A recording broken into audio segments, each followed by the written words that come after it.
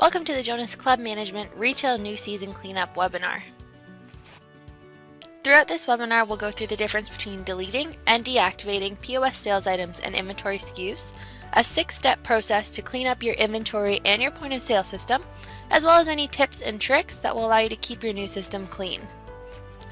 We'll start with the difference between deactivating and deleting an item. When you deactivate an item in Jonas, it means that the code is still in use. It can still be placed on menus, and you can still run itemized sales reports on that item. When you delete an item, it means that the code is now ready for reuse. The item cannot be on any menus, you cannot sell it, and any deleted item will be rolled up into one line on your sales report called deleted item and then that item's category. Step 1 in cleaning up your system would be to ensure that your inventory valuation in Jonas matches what you actually have in your shop. So the starting point for this would be to go to Club Inventory, Reports, and then the Inventory Valuation Report by category. This report will give you an itemized list of what Jonas thinks you have on hand, including a dollar value for those items, and it will give you a starting point for you to compare to your actual count so you know which items need to be adjusted. For example, if I'm looking at some items here, I might have 0 that Jonas thinks I have on hand, but really I have 15 in my shop, which means that I need to make an adjustment to that to ensure that it is actually correct. Same with this one here, you can see I have 29 of this item on hand, when really I haven't sold this item in 4 years, so I need to adjust it down to 0. The reason that we do this is not only so that your Jonas system matches what's reality, what's in your shop, but also because you can't delete an item if there's more than a 0 quantity on hand. So it has to be at 0 quantity on hand for you to be able to delete this item. Once you've determined the variances between what Jonas thinks you have on hand and what's actually in your shop, you'll have to make adjustments to ensure that these are correct. So to make adjustments, there are 2 different ways. The way that you choose will depend on which valuation method you're using, and you can see which valuation method you're using by going to Club Inventory, Files, and then Inventory Areas. Choose your club and then choose your area, and you'll see your costing method here. So you can see mine is set on first in, first out, or FIFO. There's also average, latest, and standard. So if you're using the first in, first out costing method, the way that you do your adjustments will be like this. You will need an adjustment type, so you'll go to Club Inventory, Files, and then Adjustment Type. You'll need an adjustment for, let's say we'll call it write-offs or cleanup costs. So you'll give your adjustment type a code and a description, and then put in the expense general ledger account. So when you make adjustments, what GL account are we offsetting to account for these adjustments? Once you have your adjustment type set up, to make the actual adjustment, you'll go to Club Inventory, Processing, and then Inventory Receipt Adjustments. Here you'll choose your club, choose your area and the date of the adjustment, and also put in a reference. So the reference is just so that you know later on how this quantity on hand change happened. Choose the adjustment type, so this would be the one that you just created, and then also choose the SKU that you've chosen to adjust. You can choose from a list of receipts, so all the different receipts you've ever made for the SKU, and then how much we are actually adjusting this by. So for example, the SKU I have on the screen, my current quantity is 15, but I need to get that down to 0, so what I'll adjust by is a negative 15. Hit enter and you'll see it drop into this list, and you can continue with your adjustments until the report matches what you actually have on hand. Once you've got all your adjustments in, you can hit preview just to review the report, and then hit update to actually post these changes. The second method to make adjustments to your inventory, and also the method that you'll use if you have the costing method average selected, would be to do your inventory count. So what you'll need to do is go to Club Inventory, Inventory Count, and then Snapshot Inventory. So that will be step 1, is running your snapshot. Choose your club, and then choose your area, and you can go ahead and hit OK to run the snapshot. One thing to note when you're running your inventory snapshot is you have the option to start counts at 0. So if you do use a scanner to count all of your SKUs, what you'll want to do is check that box, because if you don't check that box and you upload your inventory counts, it will actually add the totals that you're uploading to the totals that Jonas thinks you have on hand. So if you are using a scanner for your inventory, definitely check the box to start counts at 0. If you do not use a scanner, then just leave that box as is, because you'll be entering your item counts manually as the part of a further step in the inventory count process. So if you are doing this not as part of a regular count, but as part of a cleanup, I would recommend leaving that unchecked, so you only have to enter in the variances that you found on your evaluation report. Hit OK to run your snapshot, ensure that you get this pop-up confirming that the snapshot was run, and then you can move on to step 2, which would be enter item counts. So selecting enter item counts will bring you to this screen here. Choose your club, then choose your area, and you can select by category, by bid number, or by category and bid number. Find the SKUs that threw up variances on your report, and then you want to go ahead and update your count. So for example, this SKU, Jonas thinks I have 0, I actually have 25, so I'll need to put a 25 here. So after you've entered in all of your adjustments, you can go down the inventory count menu to the valuation report and update. This report, after you choose your club and your area, will actually post those changes that we've made and make your valuation report correct. So all the quantities that you have in Jonas should be what you actually have in your shop. So you can run this report as a preliminary report. Hit OK and view it, and just ensure that those quantities do match what you actually have on hand. And when you're ready, you can change this to final and then update the report. Keep in mind that no changes, no cost changes, no item counts that you have done will be updated until you run that final valuation report.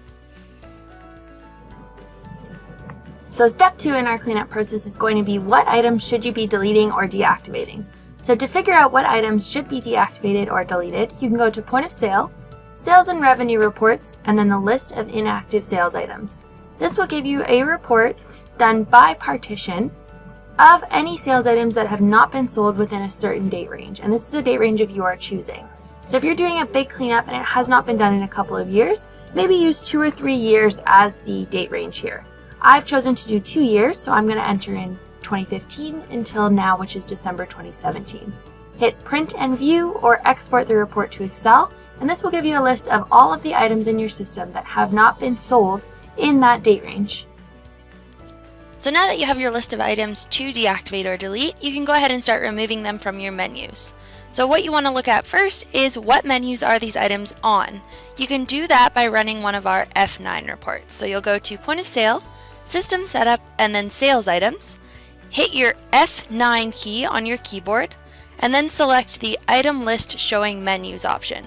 You can view, PDF, or send this report to Excel, and it will give you a list of all your sales items and what menus they appear on. So you can cross-reference this list with the report that shows you the inactive sales items to ensure that any items you wish to delete do not appear on any menus. You can deactivate items if they are still on a menu. You cannot delete items if they are still on a menu. To actually remove these items from the menus, you'll go to Point of Sale System, System Setup, and then Quick Setup Menu Design. Find the menu that appeared on the report next to the item that you wish to deactivate or delete. And then right here where you have the Functions box, scroll all the way to the bottom, select Not Used, and then click on the item that you'd like to remove from the menu. You'll get a pop-up just making sure that you do want to remove that item. Say yes, and you'll have to do this for every menu code and every item that appears on your list that's eligible or that you wish to delete or deactivate.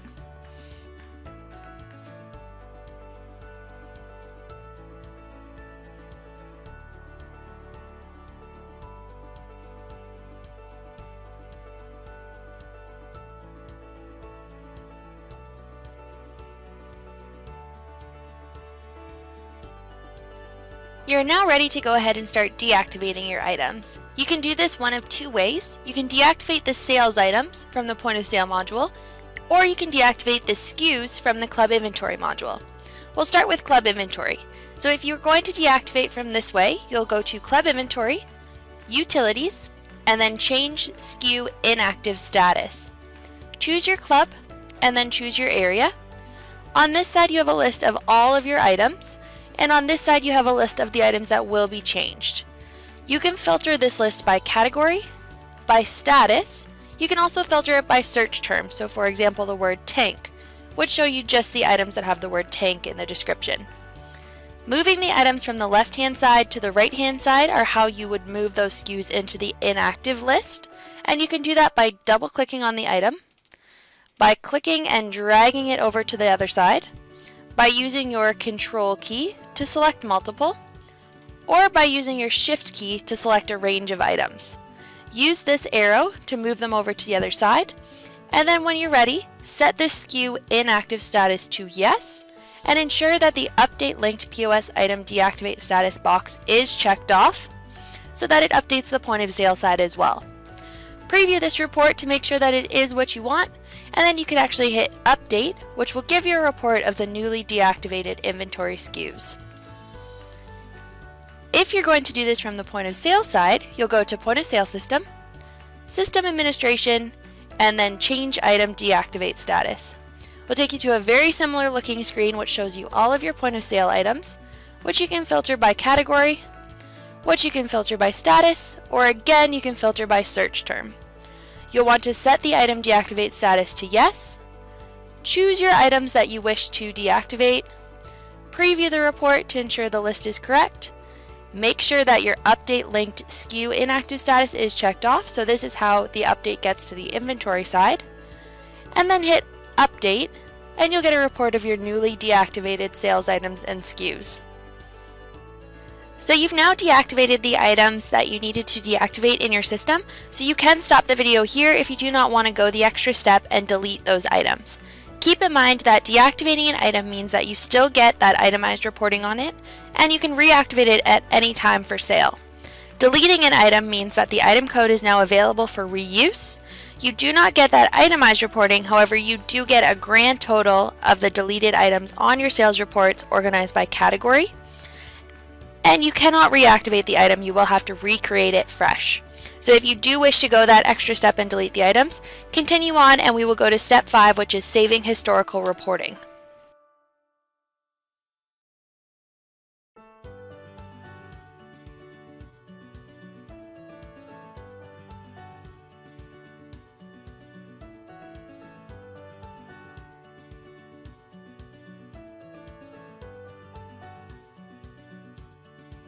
Because you do lose the ability to report on the individual items or SKUs that you're deleting, we recommend before deleting these items that you run reports, save them as a PDF or as an Excel file on a shared drive on your server or somewhere that's accessible, just in case you are looking for that information in the future. So in this video, we recommend 4 reports from Club Inventory and 4 reports from the point of sale system that you can use to get all the information you might need about those deleted items. Please feel free to look through all the reports in those modules and find the ones that work best for your club, but for the sake of this video, I'll give you my 4 favorites. So in the Club Inventory module, under Reports, the first one that we recommend is the Inventory Transaction Log.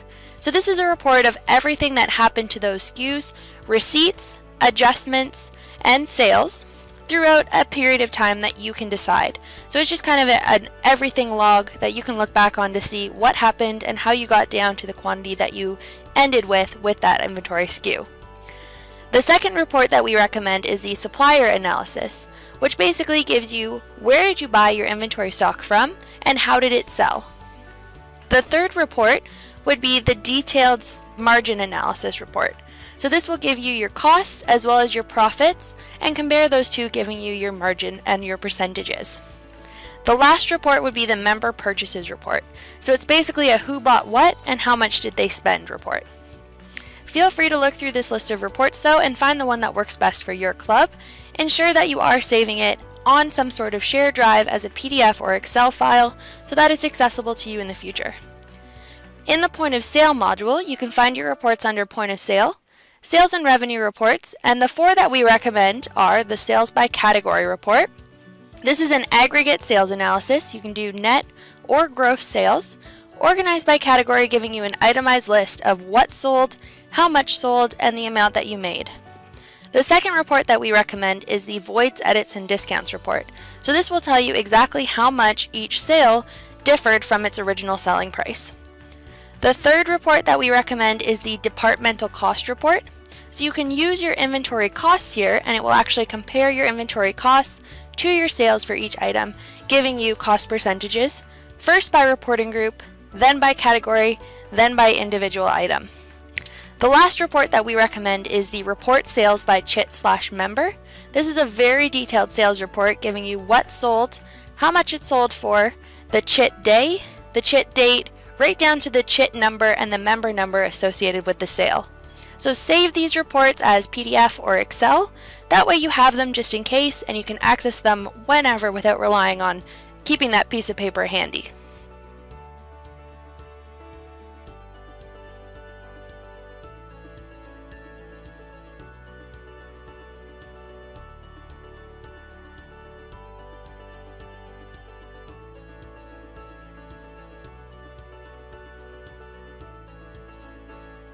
Our sixth and final step will be to actually delete those inventory SKUs or items.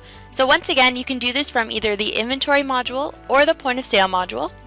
Inventory is done by going to Club Inventory, Utilities, and then Delete SKUs. Takes you to a screen very similar to the Deactivate SKUs option, where you'll choose your club, your area, you can filter by category, you can filter by item status, you can also enter in specific search terms. Once again, you can move your items over by double-clicking on them, by clicking and holding your Shift key to do arrange, by using your Control key to select multiple, or by using this option to select all. Once you have your list of SKUs to be deleted here, you can hit Preview, ensure this is the SKUs that you want to delete, and then hit Delete SKUs. What this will do is go through each SKU, ensure that it has 0 quantity on hand, it's not on any point of sale menus, and it's not on any non-updated chits. If you do have a very large list of SKUs to be deleted, I recommend that you break it up into smaller groups, or you hit delete SKUs right before you go for your lunch or right before you leave for the day, as it does have to run through quite a bit of data for each SKU number, and it might take a long time. If you're doing your cleanup through the point of sale module, you'll go to Point of Sale, System Administration, and then Delete Sales Items. You'll be taken to a screen that looks like this, where again you can filter by category, by status, or by specific search term. What you'll do is select the items and then hit Update to delete the items. So now that you have a nice clean Jonas system, here are some tips and tricks in order to keep your system clean throughout the new season. The first tip would be never to overwrite a description for a new item.